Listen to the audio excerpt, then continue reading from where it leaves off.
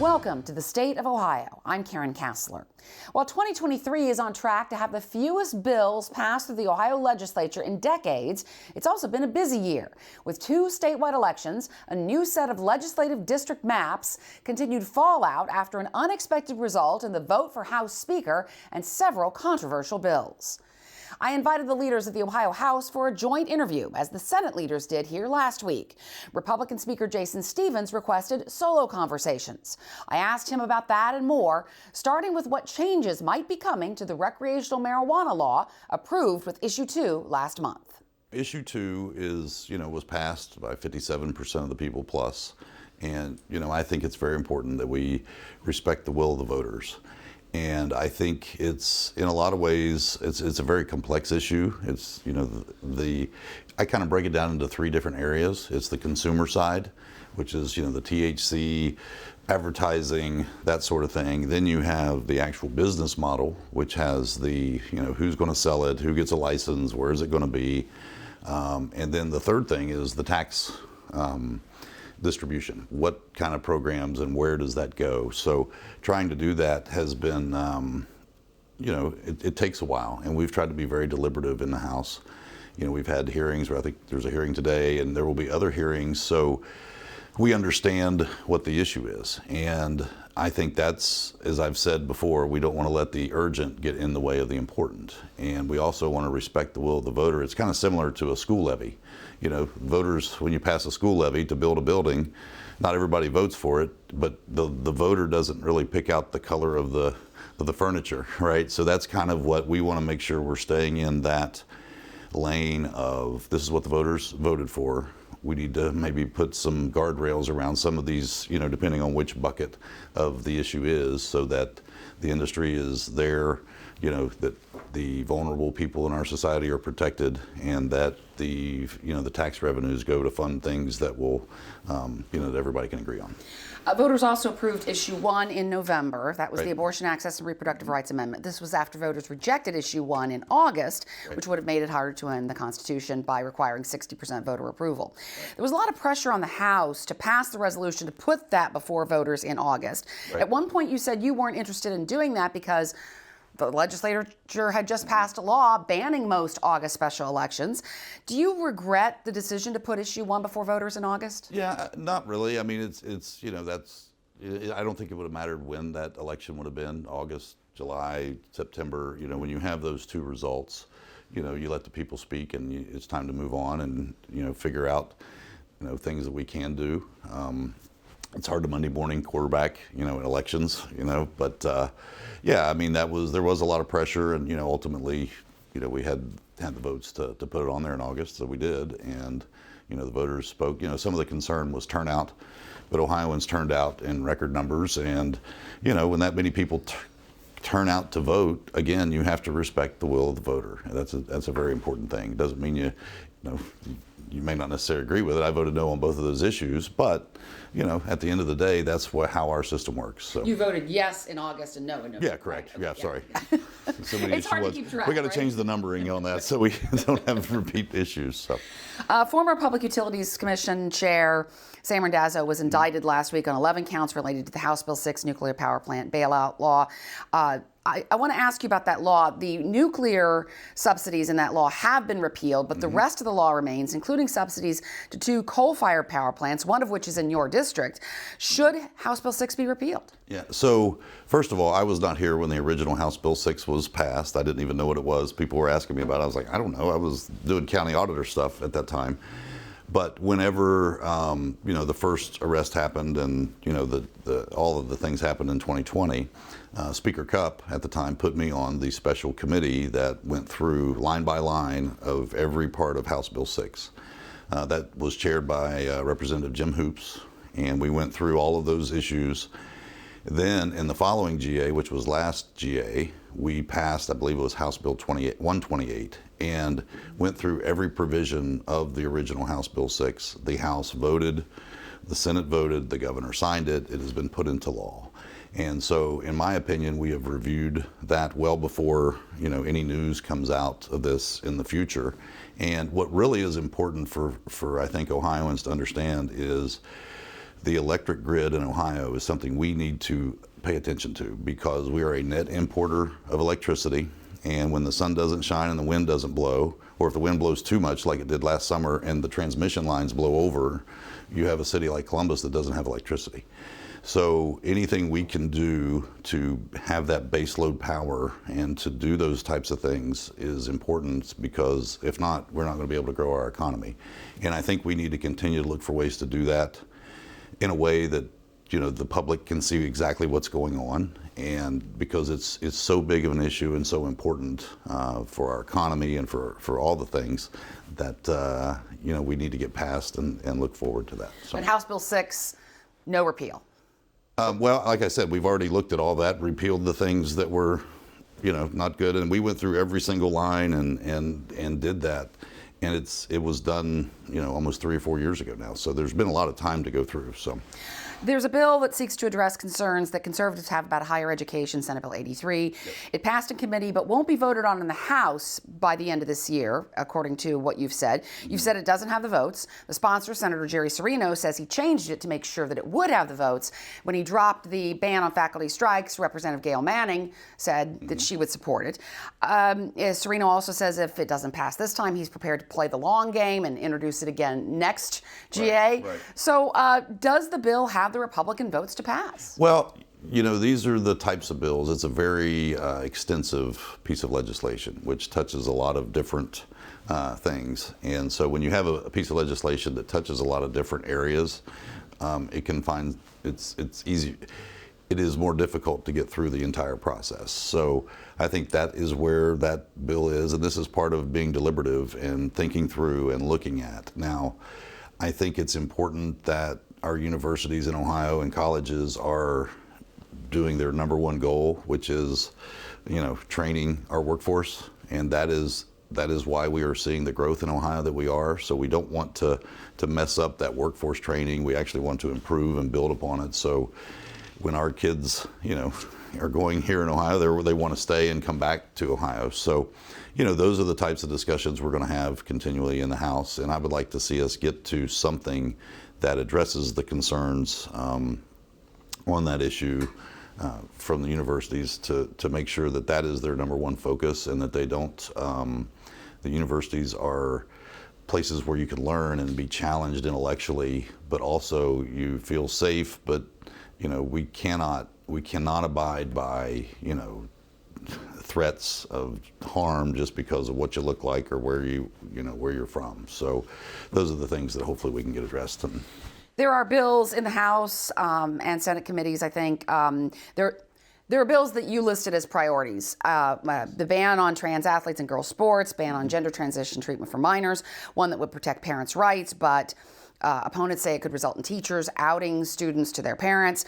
Why focus on these anti-LGBTQ bills right now when there are other issues, shoring up the unemployment compensation fund, for instance, property tax changes, which you've talked about? Why the focus on these? So at the core of those issues are two things. Number one, it's about protecting kids, and number two, it's about empowering parents. And that's how we see these issues, not as anti anything so much as it is making sure that, you know, children are protected and that parents know what's going on. Those are the two fundamental issues and how we see those. And I think a lot of people think that those are important issues. So that's how we see those issues. The big three in state government are the governor, you, the speaker, and the Senate president. It's widely thought that Senate President Matt Huffman intends to challenge you as speaker if you're both elected to the House next year. How does that affect your working relationship? You know, I've been in local politics and for 25 years, counting the state politics, and you know, politics is politics. I don't really get distracted. There's always distractions. There's always, well, what if this or what if that? I've found if you stay focused on doing your job, after a while people are like, you know what, that you can do this job. So I'm not concerned about it. I think there's a lot of things that we've done with the Senate and the House and the governor that have been very good for Ohio. And when you look at the scoreboard, if you will, you know, our transportation budget, the operating budget, all of these things that have been really productive for our state. You know, I'm really proud of the record that we have done, you know, with the big three, if you will, together, regardless of what political talk there may be. On the subject of politics, the election for Speaker almost a year ago seems to run as an undercurrent to a lot of conversations around legislation. Most recently, supporters of Derek Merrin have been saying that Senate Bill 83 had the votes to pass in the House. And you've said that you want more discussion on that. Why is there still so much division among the Republican caucus? Do you expect to be challenged by Merrin supporters throughout your speakership? Yeah, I mean, there's always distractions. There's always noise. And again, I think if we stay focused on what the legislation is, with relationships with people who have put in positivity, and people who, representatives who are working whatever their issue is, they've had the opportunity to do a lot of really good things for Ohio. And I think people who put in negativity and cynicism get exactly that back. So I don't let the distractions bother me too much, and we just keep rolling forward. So it's been reported that the legislature is on track to pass the fewest bills since 1955, according to Jake Zuckerman at Cleveland.com. Why so few bills? Why such? Well, I think. Why this? So I've had a lot of people tell me that's really good news. But if you look at it, I would probably, and I don't know if they've done the statistics on how many pages were in the operating budget. It was probably one of the largest budgets from a word for word. So a lot of our priority bills, for example, and the Senate's were put into the operating budget. So. I'm not that concerned about not getting so many bills passed. I would rather have the quality, and the deliberative nature of making sure what we do pass is well vetted and makes sense, and people can understand exactly what it is, whether they like it or love it or hate it or kind of don't like it. That's what we want to try to be able to do. You had requested this one-on-one interview instead of a joint interview with Minority Leader Allison Russo. You became Speaker with the support of House Democrats. So why didn't you want to do an interview with your counterpart across the aisle like the Senate leaders did last week? We get along fine, and Leader Russo can hold her own, and I think it's the one-on-one is kind of nice from where we spoke last. I guess it was February, almost 10 months ago. Time flies. But no, I think our House is, it's functioning very well, and I think it's, we have different ways of looking at the world. But what I have found is if we listen, it doesn't cost anything to listen, maybe a little bit of time, but if we can find out, most of us really 80-85% of the things we could find a way to agree on, and we can work together to make that happen. So that's the way I've always tried to do things, and I think that's the way we've been able to do so far. I also spoke with House Minority Leader Allison Russo, and as with Stevens, I started by asking her about possible changes to Issue 2. Well, I think that there are certainly opportunities for some clarifications and opportunities to refine, for example, some of the safety measures there. But I don't think that there's going to be agreement with the Senate version of that bill. If you talk both Democrats and Republicans and where in the House and where we are in comparison to where the Senate bill is, there's still quite a bit of difference there. So I think more conversations forthcoming. And I anticipate by January, maybe we will be at a place to be able to pass something that I think can get through both chambers. Voters also approved Issue 1 in November. That was the Abortion Access and Reproductive Rights Amendment. This was after voters rejected Issue 1 in August. That would have made it harder to amend the Constitution by requiring a 60% voter approval threshold. Do you think Issue 1's defeat in August, which you supported that defeat, helped Issue 1 win in November, which you wanted to see? Absolutely. I think it was very clear to voters in August that Issue 1, which would have raised the threshold and essentially eliminated all citizen-led constitutional initiatives, they saw very clearly that that was about abortion. And in fact, the Secretary of State, LaRose, said that it was about abortion. And so we knew that this was two bites at the apple to try to make sure that we got abortion access and rights enshrined in the state constitution. Is there any conversation at all in the House about legislation to implement Issue 1? Or are all these laws that are likely unconstitutional, including some that Attorney General Dave Yost noted in his legal analysis of Issue 1, are they just going to have to be hashed out in court? Do you think voters will be okay with that or angry with that? Well, so there are multiple laws right now in the revised code that are in violation of what was passed, issue 1 and the constitutional right to abortion. Democrats, we have offered the Reproductive Care Act that goes back and it repeals many of these laws. And there are a wide variety that have been passed over the last 2 decades, essentially.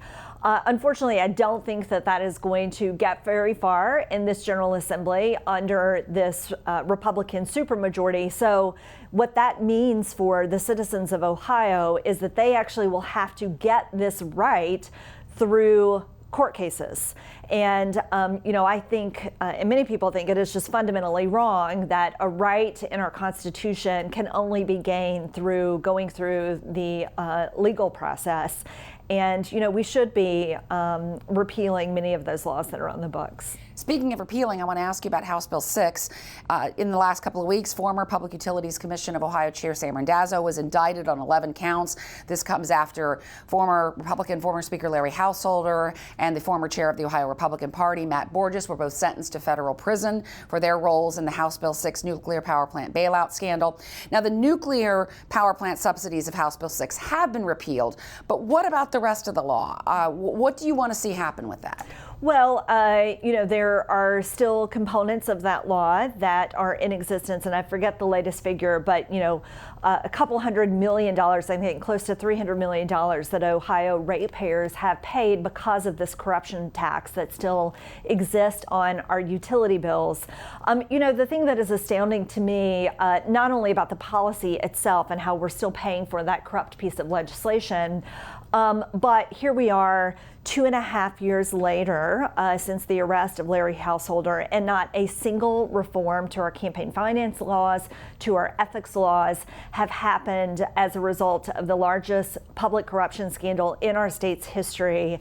And, what that says to me is, we still have a Republican supermajority that is unchecked, and we also still have all of the makings for yet another corruption scandal. It's just a matter of time. You do have some Republicans, though, who want to see some of those changes. I mean, Derek Barron has proposed some of these changes. Why aren't these moving forward? Well, I think, certainly our caucus is on board. We have 32 votes.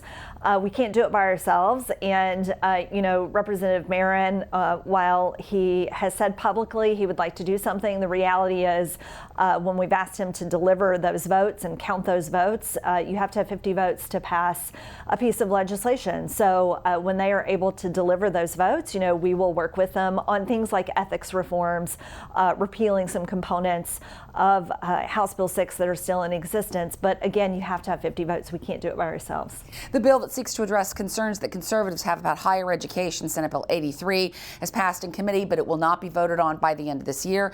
The Speaker has said it doesn't have the votes to pass. The sponsor, Senator Jerry Serino, has said he changed it to make sure it would pass in the House, for instance, dropping the ban on faculty strikes.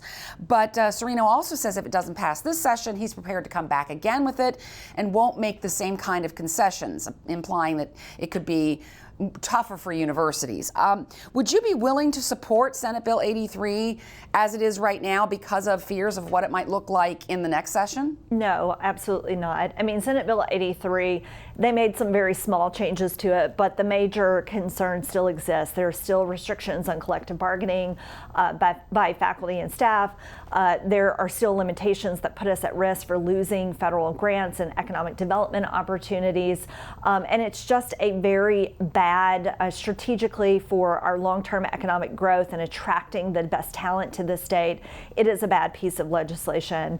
And listen, I don't make decisions based on fear of someone threatening to make it worse in the future. The reality is you have to have the votes to get a bill across the finish line. If you don't have the votes and you don't have the support, you don't have it. And, every time we begin a new General Assembly, we get to start these bills over again. And I suspect he will still encounter the same challenges that he has this General Assembly. It seems likely that anti-gerrymandering activists will get the signatures they need to put another proposal on the ballot next year to deal with redistricting. And this would replace the Ohio Redistricting Commission with a 15-member citizens panel of equally Republicans, Democrats, and Independents. You were on the Ohio Redistricting Commission, and it approved maps this year that show a 62% Republican majority in the House and nearly 70% Republican majority in the Senate. You and Senate Minority Leader Nikki Antonio voted for those maps, and the unanimous support they got was cited by the Ohio Supreme Court in upholding those maps. Do you regret making that choice and voting for those maps? Well, listen, I've said that was the hardest vote that I've had to take since I've been in the General Assembly. But to be clear, and we made this point both when we made the vote as well as for the court proceedings, that our vote is not because we think that those maps are fair or meet the intent of what the Constitution says and what the voters said. The reason that we took that vote, and yes, it was to remove the pen from the hands of the Redistricting Commission, because as I have sat through, I think 7 different iterations between the congressional maps and the state legislative maps, and have seen the Republicans on that commission absolutely not uphold the Constitution. It was very clear that allowing them to do that over and over again was not going to change the outcome.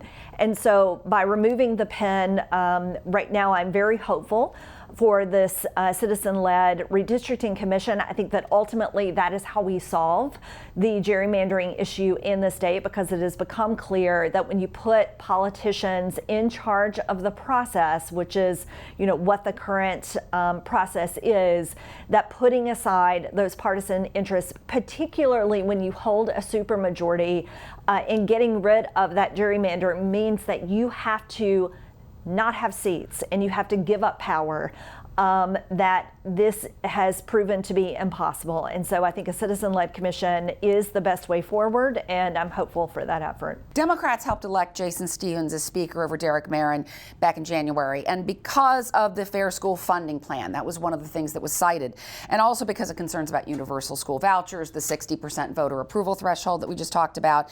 And I think maybe there was a thought that Stephens was seen as more somebody Democrats could work with over Derek Marin. But the school funding plan was in the budget, you got that, but so were universal vouchers. The 60% voter approval thing went to voters as issue 1 in August, though it was rejected. Do Democrats regret backing Stephens?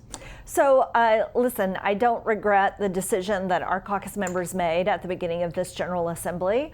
And we started this process saying that what we were really looking for was someone who we could work with on a variety of issues. The Speaker and I do not agree on everything. I know a lot of people want to say he is moderate. I refer to him as measured in some cases, not necessarily moderate.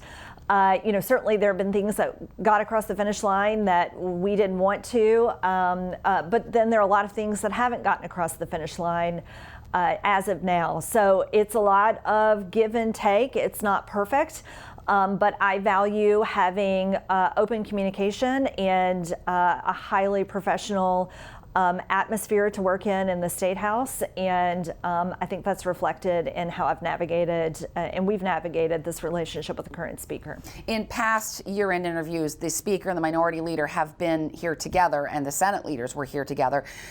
Jason Stephens requested a one-on-one interview, saying that he prefers this format, but you two get along fine, and the House is functioning very well. It sounds like you seem to agree with that. Yeah, I mean, listen, again, there are a lot of things that get across the finish line that we are not supportive of. And, I certainly let the Speaker know when I am not happy about those things. But we maintain a very open line of communication. And, that's when you've got a supermajority and a super minority relationship and dynamic, that's the best that you can hope for. And there are things that we have found that we can absolutely work together on in the case of public education funding, in the case of things like rail safety that we were able to get through, increased funding for public transportation, some more attention and funding to childcare. So there have been a variety of things that we've been able to make progress on, but it's certainly not a Democratic agenda, and that's how it is at the current moment. Last week, the leaders of the Ohio Senate were on this show. You can find that in our